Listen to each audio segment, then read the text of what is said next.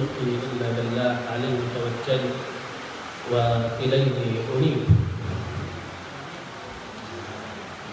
في هذه الأيام تمر علينا ذكرى كبيرة جدا وعظيمة جدا، وقد تكون في مصاف القضايا والذكريات التي حركت الشعوب واستلهمت المستضعفين، وكانت سبب بارز للكثير من الثورات المباركة حول العالم وخصوصا في العالم الإسلامي. وحتى أنه الكثير من الثائرين الغير المسلمين الذين عبروا في أكثر من موقف وفي أكثر من مكان أن الحسين عليه السلام كان شريك لهم في انتصاراتهم وفي ثوراتهم وكان الملهم الأول.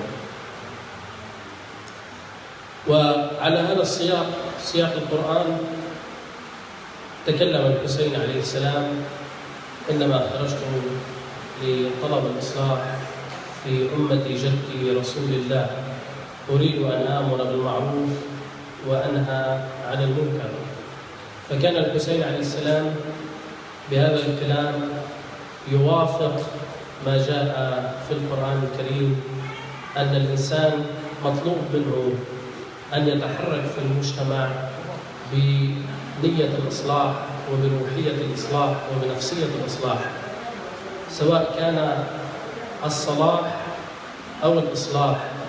الصلاح هو للنفس للذات، الإصلاح هو يكون للمجتمع حتى يحقق الإنسان التوازن في حياته ويسير على نهج الحسين عليه السلام ويحقق الهدف الأساسي الذي لأجله خرج الحسين عليه السلام، وهو طلب الإصلاح. ولنحيي الحسين من جديد. البعض يقتل الحسين والبعض يعمل ليلا نهارا بإصلاح ذاته، صلاح ذات البين، صلاح النفس وإصلاح المجتمع، يعمل لإحياء الحسين عليه السلام، لأن الحسين منهج وليس بجسد ومادة، إنما هو قضية وهو رسالة. فكل إنسان يريد أن يكون شريك للحسين عليه السلام ويكون معه في واقع الطف وفي كربلاء، فإن الفرصة موجودة أمامه، والفرصة متاحة في كل يوم وفي كل ساعة وفي كل دقيقة.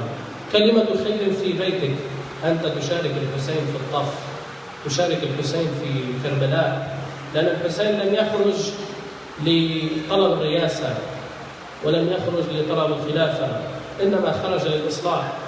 فأنت أيها الإنسان، أيها الشيعي، أيها المؤمن، أيها المواسي، كلما أصلحت ذاتك، كلما أصلحت نفسك، أمي أختي في الداخل، كلما أصلحت نفسك أصلحت عائلتك أصلحت بناتك، فأنت شريكة لزينب في كربلاء. لأن المسألة ليست مسألة أن الحسين خرج ويريد أن يقاتل، إنما كان لديه عنوان وحيد: طلب الإصلاح في أمة جده. وجد ورأى أن هذه الأمة بدأت تنهار، لأن القائد الفاسد حل مكان القائد المصطفى من الله والقائد الملهم من الله، فبدأ يعبث بمصير هذه الأمة. فكان الحسين له بالمرصاد. على الإنسان أن يكون في جوهره إنسان مصلح، إنسان داعي إلى الله عز وجل. اتركوا الظواهر، اتركوا الأمور الخارجية. قد يكون الإنسان طبيب ولكنه إنسان مفسد في المجتمع، وقد يكون إنسان مهندس ولكن في داخله إنسان ميت، لا يقول كلمة حق ولا يقول كلمة خير في بيته. فلذلك على الإنسان أن يكون لديه جوهر واحد، هو أن يكون إنسان مصلح وأن يكون إنسان صالح. هذا الذي ينعت ويعطيه كرامة في الدنيا، هذا الذي يجعله وجيه يوم القيامة عند الله عز وجل. وأما الألقاب الأخرى، تاجر وثري ومال ومهندس وطبيب وعالم، كله لا يقدم ولا يؤخر أمام الجوهر. إن كان الجوهر فاسد، إن كان الجوهر ميت، فلا يقدم الظاهر أي شيء.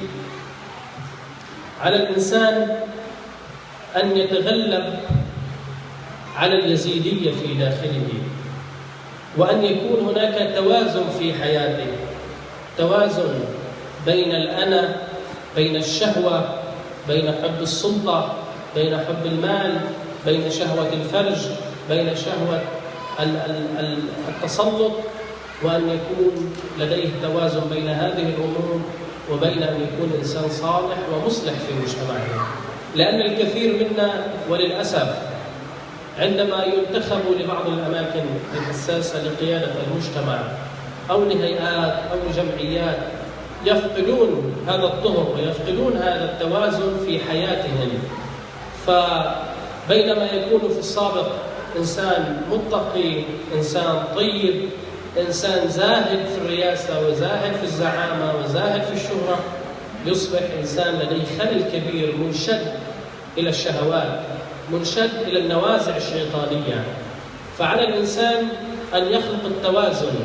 لا بأس أن يكون الإنسان تاجر، ولكن لا بأس أيضا أن يكون حسينيا في تجارته، أن يكون الجوهر حسيني، أن يكون الجوهر إنسان مصلح في مجتمعه، إنسان صالح في سلوكه.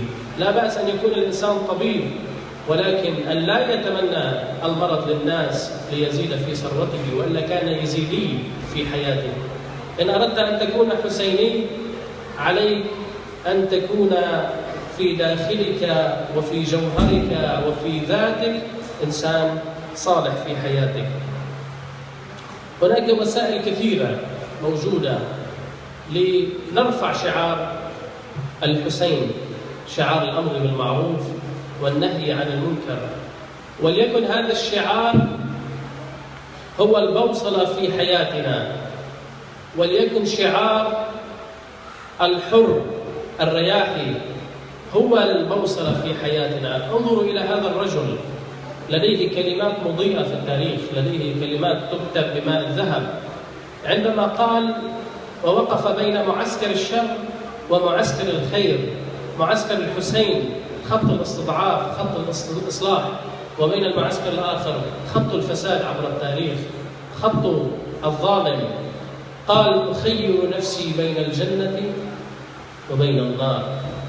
فليكن هذا الشعار ماثل، وخصوصا في هذه الأيام، فليكن هذا الشعار ماثل أمام كل أم، أمام كل زوجة، أمام كل أب.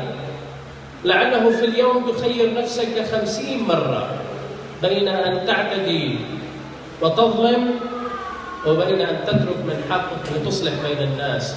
ففي كل شيء، ففي كل عبادة، ففي كل توجيه ضع هذا الشعار: خير نفسك بين الجنة وبين النار، وانظر لمن الغلبة. إما سوف تكون كالحر، وإما سوف تكون كابن زياد، تختار النار لأجل أن تزيد في ثروتك، تختار النار عليكم السلام لأجل أن تأخذ موقع هنا أو موقع هناك، سوف تختار النار لتنقض على وتقتل ابن بنت رسول الله. ولا الشيطان عندما يتملك بالإنسان لا يعود الإنسان يميز بين حق وباطل. عندما يستحوذ عليك الشيطان فلا تتركه يستحوذ عليك، ضع دائما هذا الشعار في وجهه، في تجارتك، في بيعك، في شرائك، مع عائلتك، اختيار الزوج لابنتك. انظر أن هذا الإنسان، خير هذا الإنسان، انظر هل سوف يأخذ بيدها إلى الجنة أو إلى النار. فليكن هذا العنوان، ليس كم لديه وكم يملك وكم ينتج. كذلك بالنسبة لولدك، انظر لهذا الصديق هل يأخذ بيده إلى الجنة أم إلى النار، ليس لأنه ابن فلان أو ابن أخي أو ابن ضيعتي أو قريب لي. ضعوا هذا الشعار كبوصلة لكم في حياتكم. الوسائل الإصلاحية التي يريدها الحسين عليه السلام هو الأمر بالمعروف والنهي عن المنكر. أول أداة لتتحرك في مجتمعك كإنسان مصلح عليك أن تأمر بالمعروف وتنهى عن المنكر.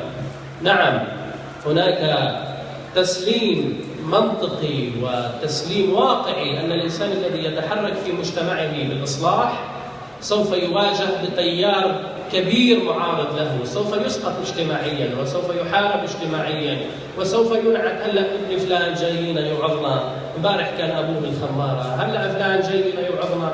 بعض الناس المجتمع الفاسد لا يترك الانسان ان يسير في اصلاح نفسه واصلاح مجتمعه. هلا فلانه بنت فلان بدها تتحجب وتحجبي، وهلا صارت بدها تامرنا بالصلاه. هذا مجتمع لا تنصتوا اليه. انظروا امامكم. أريد أن أقيم هذا الإصلاح، أريد أن أمر بالمعروف، أريد أن أنهى عن المنكر، وجهي بوجه الله عز وجل، ليس وجهي بوجه الناس. إن الناس تحيرني، تأخذني ذات الشمال وذات اليمين، إما تقلبني هنا أو هناك، تكتب علي هنا وتمحو هناك. ضع وجهك بوجه الله عز وجل. الوسائل التي طلبها الحسين ليست بالسهلة. هو قدم دمه، قدم العيال، قدم الأبناء، قدم الزوجة، قدم كل ما يملك في سبيل أن يأمر بالمعروف وينهى عن المنكر. فلا يظنن أحد، فلا تظن أم أو أخت أو بنت أن الأمور تسير ببساطة. لا تظن أنها تريد أن تفرض حجابها على مجتمع يستنكر الحجاب بالأمر السهل. عليها أن تواجه، هناك تحديات، هناك مصاعب، فلتوطن نفسها. الأمور لا تأتي بالسهل، الجنة لا تنال أنت وجالس في بيتك. الأمر الآخر الصلاة. من أهم وسائل الأمر بالمعروف والنهي عن المنكر الالتزام بالصلاة. الصلاة عمود الدين، إن قبل ما سواها وردت رد ما سواها.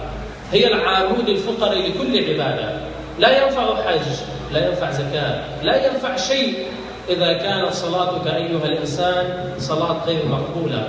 واظب عليها أن الصلاة تنهى عن الفحشاء والمنكر.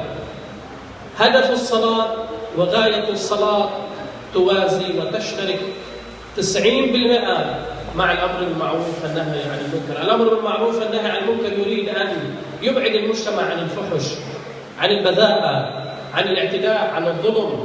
كذلك الصلاة، هما منهج واحد ولكن بأدوات مختلفة. الأمر الآخر هو المحافظة على الشعائر، هذه الشعائر الحسينية. ومن يعظم شعائر الله فإنها من تقوى القلوب.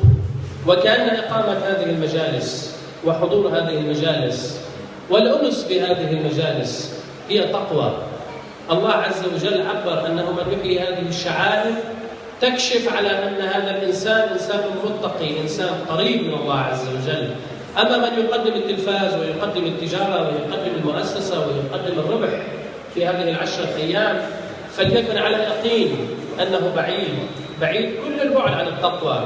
فليعد تقييم ذاته، فليجلس بينه وبين نفسه، ليسأل ربه، ليدعي ربه: أين تقصيري؟ لماذا أنا لا أوفق؟ لماذا لا أنا أوفق؟ كما جاء ذاك عند علي عليه السلام وقال له: لماذا أنا لا أوفق لصلاة الليل؟ فقال: قد حالت ذنوب بين التوفيق وبين الصلاة.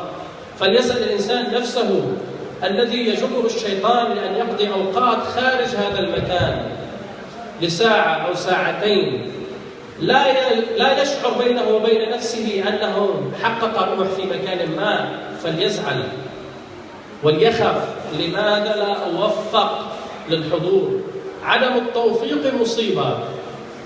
سئل الصادق عليه السلام، أو لعله زين العابدين عليه السلام، لا يحضر بالي الآن، أنه هل يزيد من توبة؟ قال: نعم، ليزيد توبة لو وفق لأن يصلي ركعتين، لكن الذنوب حالت أن يصلي ركعتين حاضرتين بقلبه لله عز وجل. فبعض الأمهات الأخوات التي تقدم أمور أخرى هنا وهناك فلتعلم أن عدم إحياء هذه الشعائر يكشف على أن هناك لا يوجد تقوى في قلبها ولا يوجد تقوى في قلبه. تقوى القلوب هي الأساس، والمسألة ليست مسألة استشعارية نعيشها فقط في عقولنا. هناك ممارسات تكشف أنك متقي أو لست بمتقي. وتشديد آخر على إحياء هذه المناسبات على نفس السواد. لا أحد يؤاخذني الآن، أنا قلت ليس لي يأتي الانتقاد، ما عندي غير اسميك شوي هي باش، ما عندي أسود خفيف صيفي، ولكن التركيز أساسي على التوشح بالسواد، لبس السواد، الحضور إلى هذه المجالس، إطفاء التلفاز في البيت، تجهم الوجوه، هذا كله يعطي انطباع لأبنائنا وبناتنا أن هذا الأمر عظيم، وهذه الأيام عظيمة، وهذه الأيام مفصلية.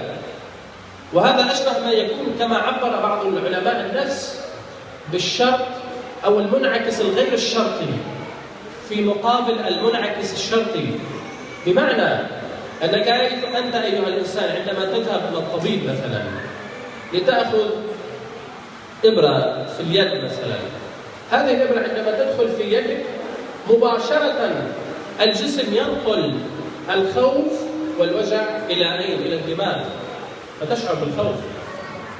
هنا أردت أو لم ترد، هذا الانعكاس هو شرط لدخول شيء في جسدك. لاحظتم؟ هناك هذا منعكس غير شرطي، التفت أو لم تلتفت. يقولون علماء النفس هناك منعكس شرطي.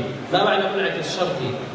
أن بناتنا وأبناءنا إذا واظبوا على رؤية شيء يصبح تصور طبيعي في ذهنهم، لا يخرج من ذهنهم في كل عام. في كل عام في هذه الأيام يصبح هناك انعكاس لصورة محرم، للسواد، لعاشوراء، لهذا المنظر، للتجمع في هذا المكان. وكلنا نعيش هذه الأمور في قرانا وفي بيوتنا وفي بلادنا. أهم أمور نتذكرها وأهم ذكريات يعيشها الإنسان هي تلك المجالس، السواد في كل مكان، الحزن يملأ القلوب والأفئدة. فهنا هذا منعكس شرطي، شرط حتى تنعكس هذه الصورة وتدخل في أدبية أو أدبيات وثقافة بناتنا وأبنائنا، أن نواظب على هذه الأمور وهذه المجالس. وهذا من إحياء شعيرة شهادة الإمام الحسين عليه السلام، أن نواظب على هذه الأمور. كلمة أخيرة أريد أن أقول أن الذي قتل الحسين عليه السلام والذي نال من الحسين عليه السلام ليس يزيد، إنما المنهج اليزيدي. كيف؟ قتل الحسين عليه السلام عندما قسم يزيد المؤمنين وأبعدهم عن الحسين عليه السلام، عندما بث الفتنة في المجتمع. هذا المنهج اليزيدي، هذا يزيد. تريدون أن تعرفوا يزيد؟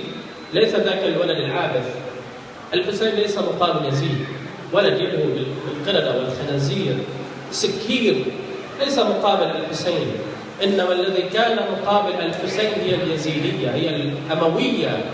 هو منهج بث الفتنة بين المؤمنين، هو منهج الرشاوي التي كان يأخذها زعماء القبائل، هي بعض الأشخاص الذين كانوا يدخلوا إلى مجالس المؤمنين ويخلقوا الفتن بينهم والتحريض وحثهم على عدم اللحاق بركب الحسين لأن هناك خسارة مادية، تقسيم الصفوف، النميمة بين الكبار المحسوبين الملتحين. هذا الذي قتل الحسين وليس يزيد. وإلا لولا هذا المنهج لكانت كل الأمة الإسلامية مع الحسين، لأن الحسين نور لا يستطيع أحد أن يخفيه. إنما شهوة المال عند البعض وشهوة السلطة وحب الفتنة، هذا الذي قتل الحسين عليه السلام. اليزيدية التي تتحرك الآن في مجتمعاتنا وتتحرك الآن بيننا، بين مراكزنا وبين إخواننا. القومية هي اليزيدية التي تبث بين المؤمنين. العائلية هي يزيد التي تبث بين المؤمنين. الغنى والفقر الذي ينعت فلان دفع وفلان لم يدفع، هذه هي يزيد. هذا هو يزيد. يزيد ليس شخص، يزيد انتهى، بقي هذا المنهج.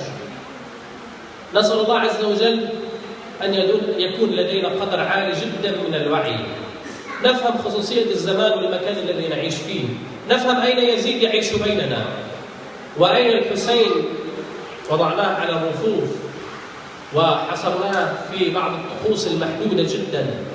إذا تنبهنا أين يزيد يقف وأين الحسين شخصنا نصف المرض، فنستطيع أن ننطلق انطلاقة جديدة. وكما قال أحد العلماء والمفكرين: إن لم تكن حاضر الوعي فكن حيثما شئت، سواء كنت في الخمارة أو كنت واقفا للصلاة. سيان شيء واحد. الإنسان الذي لا يملك وعي لا يفهم المجتمع لا يفهم ما هي وظيفته الآن في الحياة، لا يفهم أين موقعه وأين موقع قدمه الآن، أين يقف، من أين ينطلق، هذا ما زال يعيش في خنادق وفي زواريب يزيد. عندما تملك الوعي أيها المؤمن، عندما تملك الذهنية المتوقدة، عندما تملك التقوى، فاعلم أنك بجندي من جند الحسين عليه السلام، وأنك في كربلاء. وهذه مقولة كل يوم عاشوراء وكل أرض كربلاء، هذه تحمل من المعاني ما لا يحتمل، لأن كربلاء لم تحصر ببقعة جغرافية في صحراء، إنما كربلاء كل يوم كل بيت فيه إصلاح، كل بيت فيه في تسير على منهج السيدة زينب عليه السلام، بيتها قطعة من كربلاء، بيتها كربلاء. وكل يوم تستيقظ فيه في الصباح وتشعر بمسؤولية أن تدخل هؤلاء إلى الجنة وتدخل هؤلاء في رضوان الله عز وجل. كل يوم عاشوراء، كل يوم هي شريكة لزينب، وكل يوم أنت أيها المؤمن كنت على هذا المنهج، كل يوم أنت شريك للحسين، أنت تحيي الحسين في مقابل من يقتل الحسين هنا وهناك. نسأل الله عز وجل أن يثبتنا وإياكم على منهج الحسين وعلى منهج جد الحسين. إن الله سميع مجيب، وآخر دعوانا الحمد لله رب العالمين، والسلام عليكم ورحمة الله وبركاته.